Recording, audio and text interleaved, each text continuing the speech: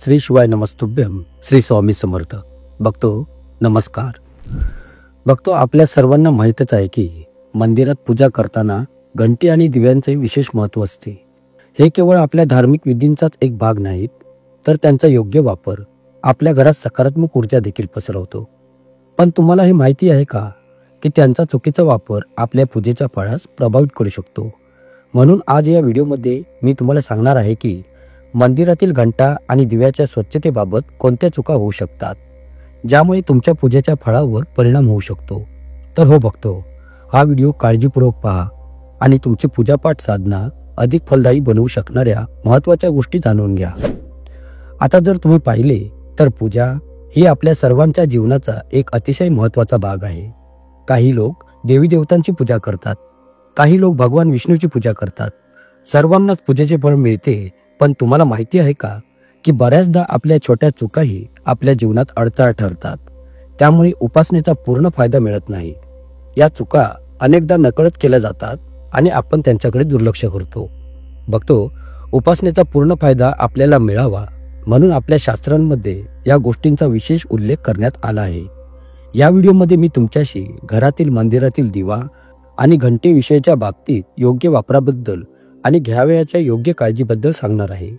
दिवे दररोज धुवावेत की आठवड्यातून एकदा किंवा दोनदा? जर दिवे धातूचे बनलेले असतील तर ते कधी स्वच्छ करावेत आणि मातीचे दिवे कोणत्या प्रसंगी वापरावेत? तसेच मंदिरात कोणत्या प्रकारची घंटा वापरावी आणि ती किती वेळा वाजवावी? या सर्व गोष्टी तुम्हा सर्वांना माहीत असायला हव्यात. तर मग या सर्व प्रश्नांची उत्तरे जाणून घेऊयात आणि आपल्या पूजापाठ उपासनेला अधिक प्रभावी करण्याचा प्रयत्न करूयात. बघतो, या सर्व प्रश्नांची उत्तरे तुम्हाला या व्हिडिओमध्येच मिळतील. हा व्हिडिओ पूर्णपणे पाहणे खूप महत्त्वाचे आहे, कारण अपूर्ण माहिती कधी कधी गैरसमज निर्माण करू शकते. या व्हिडिओमध्ये दिलेली प्रत्येक गोष्ट तुमच्यासाठी उपयुक्त आणि महत्त्वाची आहे. ती काळजीपूर्वक ऐका, कारण मी तुमच्या सोयीसाठी ती सोप्या आणि स्पष्ट भाषेत सादर केलेली आहे. ही माहिती फारच सुंदर आहे. तर पहा बघतो, आता सर्वप्रथम मातीच्या दिव्यांबद्दल बोलूयात. हे दिवे बहुतेकदा दिवाळी आणि इतर धार्मिक सणांमध्ये वापरले जातात. यांना घराच्या मंदिराजवळ किंवा दाराजवळ लावणे खूप शुभ मानले जाते.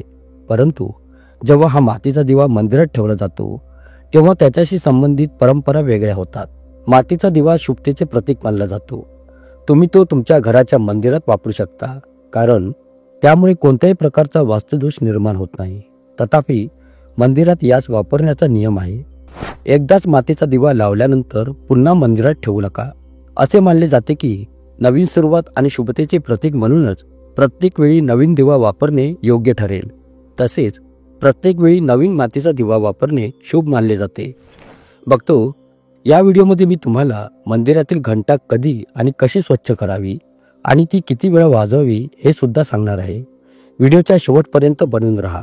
माहिती फार सुंदर आहे. आणि हो, कमेंट्स बॉक्समध्ये आपल्या प्रिय इष्टदेवतेचे गोड नाव सुद्धा टाईप करण्यास मात्र अजिबात विसरू नका. चला तर वळूयात व्हिडिओच्या पुढील माहितीकडे. आता धातूच्या दिव्यांबद्दल बोलूयात. पहा तर मग बघतो, तुम्ही हे पाहिलेच असेल की पितळीचा दिवा असो किंवा तांब्याचा दिवा, याचा सर्वाधिक वापर केला जातो. आजकाल बहुतेक घरांमध्ये धातूचे दिवे वापरले जातात. जर तुम्ही धातूचा दिवा वापरत असाल तर तो स्वच्छ करण्याचा सर्वोत्तम मार्ग म्हणजे तो दररोज धुवा. तो धुताना गंगाजल वापरून तो शुद्ध करावा. आठवड्यातून एकदा किंवा दोनदा धुण्याऐवजी तो दररोज धुणे चांगले. दिव्याची नियमित स्वच्छता केल्याने त्याची शुद्धता टिकते. तसेच पावित्र्यता आणि सकारात्मक ऊर्जा कायम बनून राहते. धातूचा दिवा नियमितपणे स्वच्छ करावा, तर मातीचा दिवा एकदा वापरल्यानंतर टाकून द्यावा.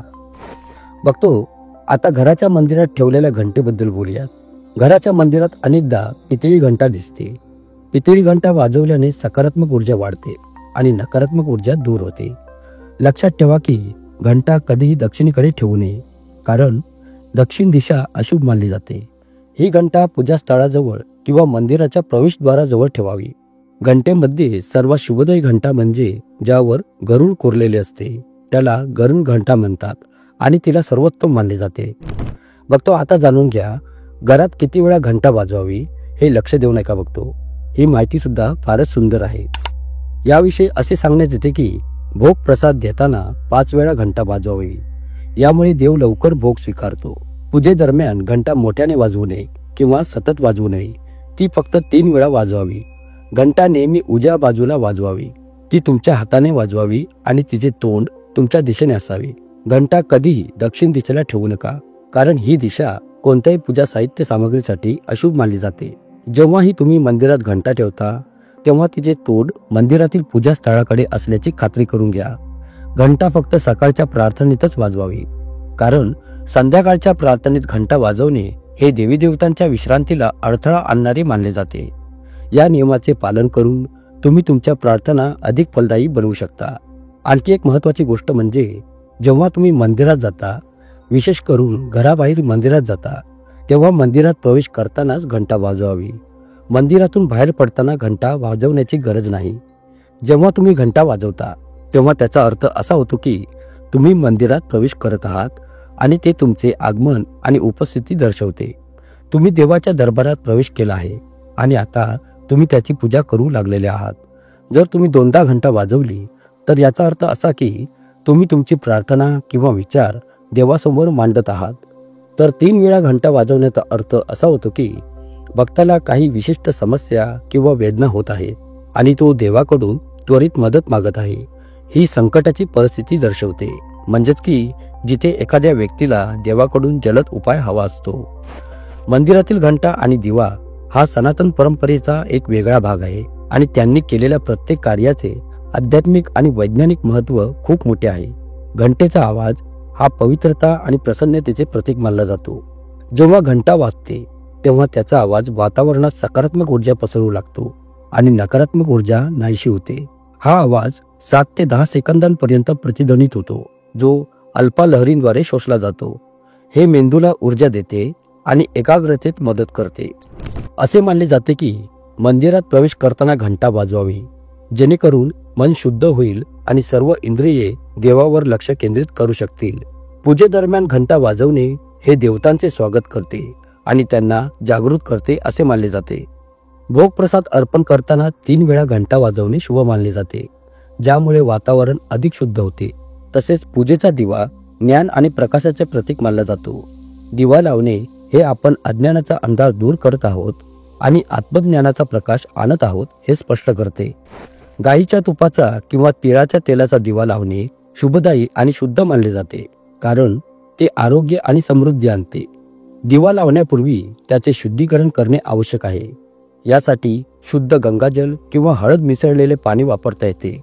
ईशान्य दिशेला दिवा लावणे सर्वात शुभ मानले जाते, कारण ती देवतांची दिशा मानली जाते. दिवा हे केवळ एक धार्मिक प्रतीक नाही, तर त्यामागील विज्ञान आपल्या जीवनावर खोलवर परिणाम करते. घंटाचा आवाज मेंदूच्या उजव्या आणि डाव्या बाजूमधील संतुलन सुधारतो आणि मनाला स्थिरता प्रदान करतो, ज्यामुळे मानसिक शांती मिळते. या ध्वनीमुळे कानात एक विशेष प्रकारची कंपन निर्माण होते, जी एकाग्र होण्यास मदत करते. तर दिव्याच्या ज्वालेतून निर्माण होणारा प्रकाश हा आपल्या शरीराची ऊर्जा स्थिर आणि संतुलित करतो. धार्मिक दृष्टिकोनातून दिवा लावणे हे देवाप्रती आपली भक्ती दर्शवते. घंटा आणि दिव्याच्या महत्त्वाला शास्त्र आणि वैज्ञानिक दृष्टिकोनातून समजून घेतल्यास आपण त्यांना आपल्या जीवनात अंगीकारू शकतो आणि आध्यात्मिक प्रगती साधू शकतो. त्यांचा योग्य वापर आपल्या अंतर्गत आणि बाह्य वातावरणाचे शुद्धीकरण करतो आणि मानसिक शांती प्रदान करतो. बघतो, मंदिरात घंटा वाजवण्याच्या संख्येचा धार्मिक, आध्यात्मिक आणि वैज्ञानिक अर्थ आहे. भारतीय संस्कृतीत घंटा ही केवळ एक वाद्य मानली जात नाही, तर ती दैवी ध्वनीचा स्रोत आणि देवाप्रती भक्तीचे प्रतीक मानली जाते. आपण किती वेळा घंटा वाजवतो आणि त्याचा उद्देश हा केवळ आपल्या प्रार्थनांना अधिक प्रभावी बनवत नाही, तर ते विविध प्रकारच्या ऊर्जा, मानसिक शांती आणि एकाग्रता निर्माण करण्यास देखील मदत करते. जर आपण एकदा घंटा वाजवली तर याचा अर्थ आपण देवाला आमंत्रित करत आहोत आणि ते त्यांच्या आगमनाची माहिती देत आहेत. मंदिरात प्रवेश करताना एकदा घंटा वाजवणे म्हणजे भक्त देवाचे ध्यान करण्यासाठी येत आहे. 3 वेळा घंटा वाजवणे हे देवांना अन्न अर्पण करून आणि त्यांच्याबद्दल कृतज्ञता व्यक्त करून त्यांना प्रसन्न करण्याचे प्रतीक आहे. हे देखील मानले जाते की ही घंटा ब्रह्मा, विष्णू आणि महेश या त्रिमूर्तींचे वाहन आहे. मानले जाते की घंटा आणि दिव्याचा योग्य वापर हा आपल्या जीवनात सकारात्मक ऊर्जा आणि आध्यात्मिक समृद्धी आणण्याचा एक सोपा आणि प्रभावी मार्ग आहे. 7 वेळा घंटा वाजवणे हे 7 लोकांत भूलोक, भुवरलोक, स्वर्गलोक इत्यादींमध्ये सकारात्मक ऊर्जा प्रसारित करण्याचे प्रतीक आहे. हे आपल्या शरीरातील सकारात्मक ऊर्जेचे प्रतीक आहे.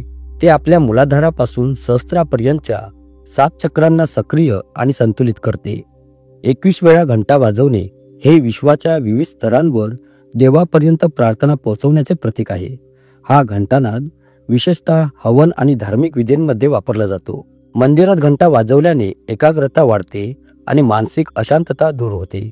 असे मानले जाते की घंटेच्या आवाजामुळे आपले मन शुद्ध होते आणि विचार देवाकडे केंद्रित होतात, ज्यामुळे सखोल ध्यानाची खोली वाढते. घंटा वाजवल्याने भक्ताचे मन देवाप्रती भक्ती आणि कृतज्ञतेने भरलेले असते. घंटेचा आवाज 7 ते 10 सेकंदांपर्यंत प्रतिध्वनित होतो, ज्यामुळे वातावरण शुद्ध होते. त्यामुळे हवेतील सकारात्मक आयन वाढतात, ज्यामुळे वातावरण ताजेतवाने आणि शुद्ध होते. घंटेचा आवाज 7 चक्रांना सक्रिय करतो. बघतो घंटेचे कंपन कानांद्वारे मेंदूंपर्यंत पोहोचते, ज्यामुळे मानसिक शांती आणि ध्यान वाढते. ते शरीरात असलेली नकारात्मक ऊर्जा काढून टाकते आणि आरोग्य सुधारते. हे आमच्या प्राचीन शास्त्रांमध्ये सांगितले आहे. मंदिरात घंटा वाजवणे हे देवाप्रती असलेली भक्ती दर्शवते. देवाला जागृत करण्याचे आणि त्याचे आशीर्वाद घेण्याचे हे एक माध्यम आहे. घंटा ही उपासनेची सुरुवात आणि शेवट आहे. बघतो स्कंद पुराण आणि गरुड पुराणात असे लिहिलेले आहे की घंटा वाजवल्याने देव प्रसन्न होतात. ते आपल्या प्रार्थना देवापर्यंत पोहोचवण्याचे आणि त्यांचे आशीर्वाद मिळवण्याचे तसेच भक्ताचे सर्व पाप नष्ट करण्याचे माध्यम आहे. देवांचे स्वागत करण्यासाठी घंटा वाजवणे हे मानले जाते. देवांना प्रसन्न करण्यासाठी आणि त्यांना स्थिर ठेवण्यासाठी एक माध्यम आहे. पूजा आणि विधी दरम्यान घंटा वाजवण्याची संख्या वेगवेगळी असते. सामान्य पूजेत 1 ते 3 वेळा घंटा वाजवणे पुरेसे असते, तर विशेष विधींमध्ये ते 21 वेळा वाजवली जाते. धार्मिक उत्सवांमध्ये सतत घंटा वाजवणे शुभ मानले जाते, कारण त्यामुळे वातावरण अत्यंत पवित्र होते. घंटा स्वच्छ आणि शुद्ध ठेवणे अत्यंत आवश्यक आहे, कारण ती पूजा साहित्याचा एक अतिशय महत्त्वाचा भाग आहे. सकाळी घंटा वाजवणे सर्वात प्रभावी मानले जाते. ती मंदिरातील मुख्य देवतेच्या स्थानाजवळ ठेवावी, जेणेकरून त्याचा आवाज संपूर्ण परिसरात घुमेल. ध्यानधारणेत खोलवर एकाग्रता साधण्यासाठी घंटा वापरली जाते. ही केवळ एक धार्मिक प्रक्रिया नाही, तर ती आपले मानसिक, शारीरिक आणि आध्यात्मिक आरोग्य सुधारण्याचे एक साधन आहे. मग ती जरी एकदा, 3दा किंवा 21 वेळा असो, घंटा वाजवण्याचा मुख्य उद्देश देवाची भक्ती आहे. बघतो आशा करतो की तुम्हाला कदाचित या विषयाबद्दल संपूर्ण माहिती मिळाली असेल आणि तुम्हाला ही माहिती नक्कीच आवडली असेल. खूप खूप धन्यवाद.